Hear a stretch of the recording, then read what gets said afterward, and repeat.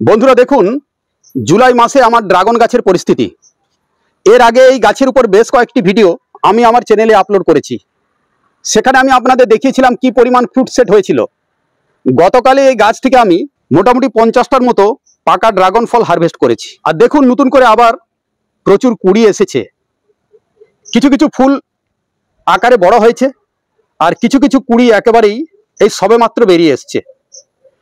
এছাড়া গাছে দেখুন ফলও রয়েছে।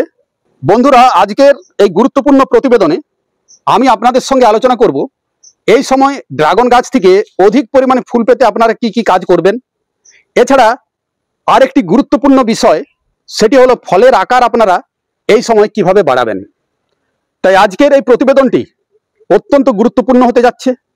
দেশ এবং বিদেশ থেকে যে সমস্ত দর্শক বন্ধুরা আমাদের এই চ্যানেলটি প্রথমবারের জন্য ভিজিট করছেন, তাদের উদ্দেশ্যে বলবো, প্রতিবেদনটি ভালো লাগলে অবশ্যই আমাদের চ্যানেলটি আপনারা সাবস্ক্রাইব করবেন, বেশি বেশি করে শেয়ার করবেন আর লাইক করবেন। লাইক করতে তো আপনাদের মাত্র কয়েক সেকেন্ডের সময় লাগে, কিন্তু এতে আমরা অনেকটাই উৎসাহ পাই এবং আপনাদের জন্য আরও নতুন নতুন ভিডিও আমরা প্রস্তুত করতে পারি। নমস্কার বন্ধুরা, আপনারা দেখছেন আপনাদের অতি প্রিয় গার্ডেনিং বিষয় YouTube channel versatile gardener, unique idea of gardening. বন্ধুরা, এই যে এই খুঁটিতে 5টি গাছ রয়েছে, এর আগে অনেকবার আমি এর উপরে ভিডিও করেছি।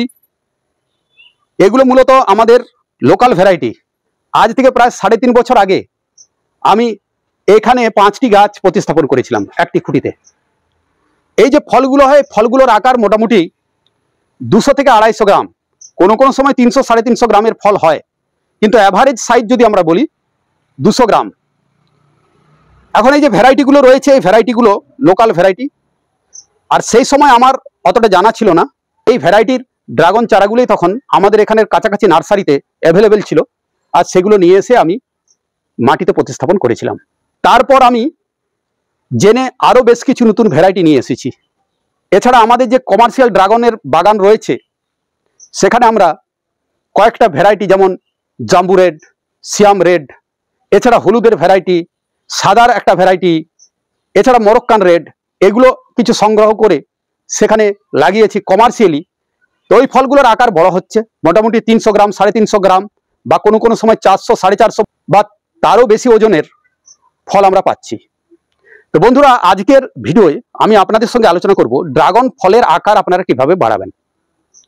বন্ধুরা, এমন কোনো জাদু নেই যে ড্রাগন ফলের আকার বাড়ানোর। হ্যাঁ, কিছু কিছু টনিক ব্যবহার হয়, যেটা বাংলাদেশে এবং আমাদের পশ্চিমবঙ্গে ব্যবহার হচ্ছে, অনেক চাষি ব্যবহার করছেন, কিন্তু তাতে ফলের আকার বাড়ে ঠিকই, ফলের স্বাদ ততটা আসে না। তাই আমরা আমাদের কমার্শিয়াল ড্রাগন বাগানেও যেমন টনিক ব্যবহার করি না।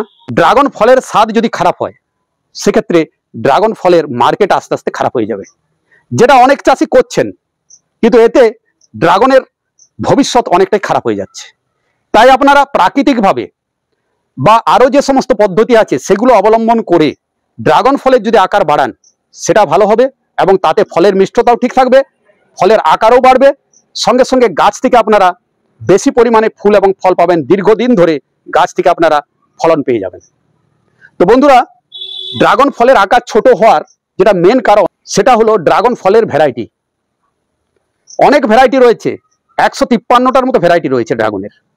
তার মধ্যে যেমন জাম্বু রেড, সিয়াম রেড আমাদের বাগানেও যেমন রয়েছে, এখানেও আমার গাছ রয়েছে, আমি আপনাদের দেখাবো। এছাড়া হলুদের মধ্যে যেমন ইসরায়েলি ইয়েলো, এছাড়া মরক্কান রেড। যদিও মরক্কান রেড এটাকে অনেকে বলে মরক্কান রেড, কিন্তু এটা লোকাল ভ্যারাইটির মরক্কান রেড। যেটা আসল মরক্কান রেড, তার সাইজ 400-450 গ্রাম পর্যন্ত হয়ে থাকে। তাই ভ্যারাইটি হচ্ছে মেন। আপনারা যখনই ড্রাগন গাছ লাগাবেন এবং সেখান থেকে যদি আপনারা বড় আকারের ফল পেতে চান, তাহলে এই সমস্ত পরীক্ষিত ভ্যারাইটিগুলো, যেগুলো অলরেডি মার্কেটে চাষ হচ্ছে, বিভিন্ন চাষি চাষ করছেন, আপনারা সেই ভ্যারাইটিগুলো লাগান। তাতে সেটা বাণিজ্যিকভাবেই হোক বা বাড়িতে হোক, তবেই ড্রাগন ফলের আকার বাড়বে। এছাড়া বাংলাদেশের আরেকটি ভ্যারাইটি রয়েছে, যেমন রেড ভেলভেট। তার ফলও আমার বাড়িতে হয়েছিল, সাইজ 450 গ্রামের মতো। এখানে তো আমরা এমনিতেই কোনো রাসায়নিক সার খুব একটা ব্যবহার করি না। আর আমার বাড়িতে মূলত যে ড্রাগনের গাছগুলো রয়েছে, তাতে আমি জৈব সারই ব্যবহার করে থাকি। হাড়ের গুঁড়ো, শিংকুচি, এছাড়া গোবর সার, এছাড়া ভার্মি কম্পোস্ট, এগুলোই ব্যবহার করে থাকি। বন্ধুরা, এখানে দেখুন, একটি খুঁটিতে 5টি গাছ রয়েছে। আমি এই খুঁটিটিতে লাল এবং হলুদ দুটো ভ্যারাইটিকে পাশাপাশি লাগিয়েছি। ইসরায়েলি ইয়েলো সাইজ দেখুন যথেষ্ট ভালো। যদিও এগুলোর পলিনেশন আমার ঠিকঠাক করা হয়ে ওঠেনি, কারণ সেই সময় প্রচণ্ড বৃষ্টি হচ্ছিল যখন ফুলগুলো ফুটেছিল। যতটা করতে পেরেছিলাম তাতেই দেখুন ফলের সাইজ যথেষ্ট ভালো। মোটামুটি 1-2 দিনের মধ্যে ফলগুলোকে আমরা হারভেস্ট করতে পারবো। ফলের সাইজ 250 থেকে 300 গ্রাম তো হবেই। আর এই দিকে দেখুন রয়েছে রেড ভেলভেট, ফুলও দেখুন এসেছে, আর হলুদও দেখুন প্রচুর ফুল আসছে নতুন করে। আর এই দিকে দেখুন একটা লাল ভ্যারাইটি, এটাতে এবছরেই নতুন ফল এলো এই গাছটিতে। এর সাইজ মোটামুটি 300 গ্রামের মতো তো হবেই। যদিও প্রথম বছর ফল এসেছে, সামনের বছর যখন গাছের বয়স আরও বেশি হবে তখন এই ফলের সাইজ 350 থেকে 400 গ্রাম বা তারও বেশি হতে পারে। ফলের সাইজ ছোট হয়ে যাওয়ার আরেকটি কারণ হলো গাছের বয়স কম থাকা। গাছের বয়স যত বাড়বে ফলের পরিমাণও যেমন বাড়বে, ফলের সাইজও সেভাবে বাড়বে। তাই প্রথম বছর যদি আপনাদের ড্রাগন গাছ থেকে ফল আপনারা পাচ্ছেন, একটু ছোট সাইজের ফল পাবেন, এতে চিন্তার কোনো কারণ নেই।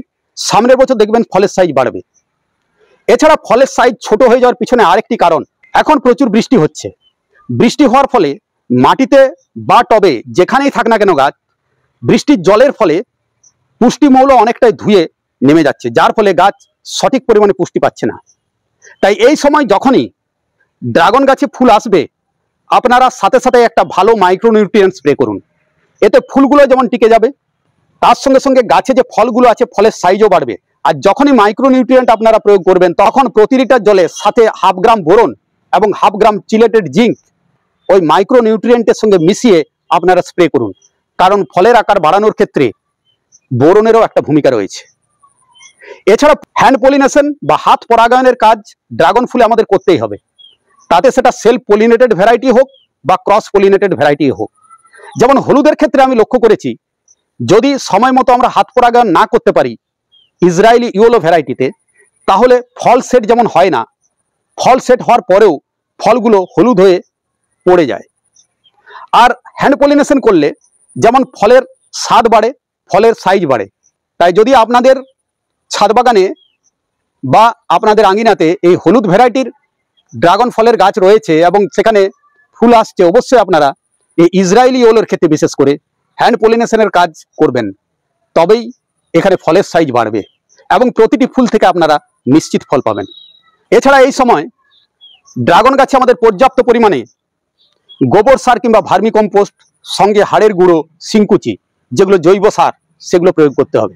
যদি আপনাদের গাছ ছাদ বাগানে টবে থাকে, তাহলে টবের সাইজ অনুসারে আপনারা গোবর সার কিংবা ভার্মি কম্পোস্ট সঙ্গে হাড়ের গুঁড়ো এবং শিংকুচি এগুলো ব্যবহার করুন। তার সঙ্গে সঙ্গে মাইক্রোনিউট্রিয়েন্ট হিসাবে আপনারা জিয়ার দানা ব্যবহার করতে পারেন। এছাড়া আমি যেমন টাটা ধুরবি গোল্ড ব্যবহার করি, যদি আপনাদের ওখানে অ্যাভেলেবেল থাকে তাহলে আপনারা ব্যবহার করতে পারেন, খুব ভালো একটি মাইক্রোনিউট্রিয়েন্ট। এছাড়া আজই আমি এই গাছে এমওপি প্রয়োগ করব, মিউরিয়েট অফ পটাশ। যদিও এটা রাসায়নিক সার, কিন্তু অধিক পরিমাণে ফুল পেতে গেলে, ফলের সাইজ বাড়াতে গেলে আমাদের পটাশ সার গাছে প্রয়োগ করতেই হবে। এছাড়া ফসফেট, যদি আপনারা বোন মিল ব্যবহার করেন তাহলে তার মধ্যে যথেষ্ট পরিমাণে ফসফরাস রয়েছে, সেটাতেই কাজ হবে। তাই বন্ধুরা, এই কাজগুলি আপনারা করুন, তাহলে এই সময় ড্রাগন গাছ থেকে আপনারা পর্যাপ্ত ফুল পাবেন। হাত পরাগায়নের কাজ করুন, তাহলে প্রতিটি ফুল থেকে নিশ্চিত ফল পাবেন, ফলের সাইজ বড় হবে, ফলের কোয়ালিটি ভালো হবে। আর তার সঙ্গে সঙ্গে আপনাদের যে কাজগুলো করতে বলেছি, যেমন মাইক্রোনিউট্রিয়েন্ট স্প্রে, এই সময় অবশ্যই আপনাদের করতে হবে যে কাজটা আমি করেছি। আজই আমি এই গাছে ট্রাস্কো 5 বলে যে লিকুইড মাইক্রোনিউট্রিয়েন্ট স্প্রে করেছি। আর একটা বিষয় আপনাদের বলি, ছত্রাকনাশক অবশ্যই এই সময় আপনারা একবার স্প্রে করুন ফুলগুলো টিকিয়ে রাখার জন্য। তো বন্ধুরা, এই ছিল আজকের প্রতিবেদন।